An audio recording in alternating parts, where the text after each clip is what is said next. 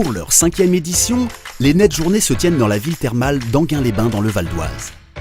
Ce rendez-vous annuel organisé par la société ITOP est un forum national des usages, nouveautés et retours d'expérience autour des TIS. 3 jours durant lesquels 17 académies et 35 collectivités, venues de toute la France, peuvent découvrir, se former ou échanger sur les solutions numériques d'ITOP. L'événement débute par le traditionnel voyage de presse. Journalistes et élus sont invités à découvrir les usages auprès des utilisateurs finaux, les élèves. Le premier arrêt s'effectue à l'école Jules Ferry de Franconville. Chacun découvre une classe de CM2, parfaitement à l'aise avec ces nouveaux outils pédagogiques. Le voyage se poursuit dans une classe de 6e du collège Lucie Aubrac d'Argenteuil, où l'usage des outils numériques étonne. Filmer la construction d'une figure géométrique, dont la vidéo est retransmise simultanément sur le tableau, et la retrouver immédiatement sur le cahier de texte partagé de la classe, est un procédé qui ne laisse pas l'auditoire indifférent. De retour aux hôtels Barrières, toute l'équipe d'ITOP accueille les 200 nouveaux arrivants. Hervé Boredon prononce un discours décrivant les enjeux de l'intégration du numérique dans les établissements scolaires. Il est rejoint par Pascal Cotentin, conseiller TIS de l'Académie de Versailles, qui rappelle les intentions du rectorat en matière de révolution numérique. Enfin, Arnaud Bazin, président du Conseil général du Val d'Oise, dont le département est un utilisateur massif des solutions numériques d'ITOP, prononce l'ouverture officielle de l'événement. L'auditorium est ensuite laissé entre les mains de Michel Picot, journaliste sur BFM Business. Il anime une table ronde, composée de 12 représentants de collectivités ayant intégré des ENT dans les établissements scolaires. Tour à tour, les intervenants expliquent la façon dont s'est déroulée la mise en place des ENT. Leur témoignage éclaire le public sur les démarches à suivre, la façon d'aborder les ressources ou encore les avantages liés à leur implantation. La première journée s'achève par un dîner d'ouverture, enflammé par la chorale de la délégation Lorraine. Les invités découvrent avec amusement le nouveau livre d'ITOP en vidéo, puis en live, avant de terminer la soirée dans les incontournables casinos d'Enghien-les-Bains. Le lendemain, après avoir accueilli 200 arrivants supplémentaires, le centre d'affaires se transforme en une plateforme de rencontres et d'échanges. On y retrouve près de 200 ateliers organisés en 11 espaces, parmi lesquels les espaces formation, vie scolaire ou encore usage. On peut y suivre par exemple un atelier sur l'utilisation des tablettes dans une séquence pédagogique ou une formation sur l'outil de vie scolaire Educorus. À tout moment, on peut retrouver un conseiller ITOP dans l'espace Bar des experts.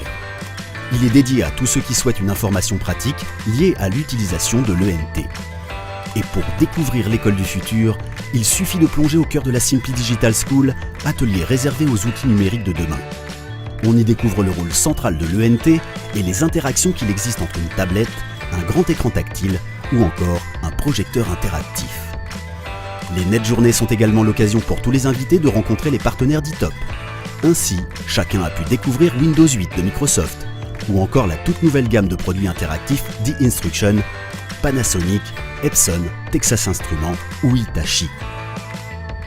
Pour moi, c'est un événement extrêmement important. Je pense que c'est un temps particulier très fort en termes d'échange avec les utilisateurs. Et c'est vrai que ça permet à beaucoup de personnes d'améliorer aussi les produits. Je suis très contente que ITOP nous ait invités cette année et ça se passe très très bien.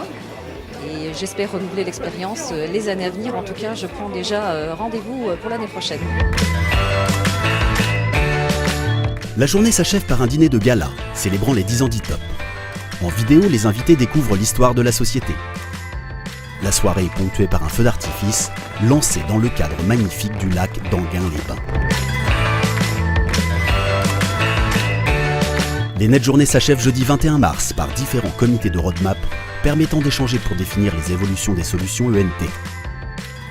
Nous avons donc des croisements de regards, des échanges avec les autres départements de façon un peu plus précise. Et ça nous intéresse énormément parce que dans nos réflexions les uns et les autres, à un moment ou à un autre, nous avons les mêmes problèmes, nous rencontrons les mêmes difficultés. Et c'est quelque chose de fort intéressant de pouvoir croiser, de pouvoir aller se servir, s'enrichir de l'expérience des uns et des autres. On émet des suggestions, on fait un appel au niveau de l'ensemble des établissements qui utilisent la solution. On regroupe ces solutions, on les hiérarchise et on les transmet à la société. Ce que je peux constater, c'est que la très très grande majorité des demandes qu'on veut faire sont aujourd'hui intégrées au fur et à mesure des solutions. Maintenant, il est difficile de prévoir quels seront les outils dans 3 ans, puisque les outils qu'on a aujourd'hui, ils n'existaient pas il y a 3 ans. Ensuite, au cours de la plénière de clôture, Pascal Faure, conseiller TIS du recteur de l'Académie de Nancy-Metz, propose une analyse des ENT d'hier, d'aujourd'hui et de demain. En conclusion, Hervé Boredon rappelle les problématiques évoquées lors de ces 3 jours et définit les axes de développement futurs.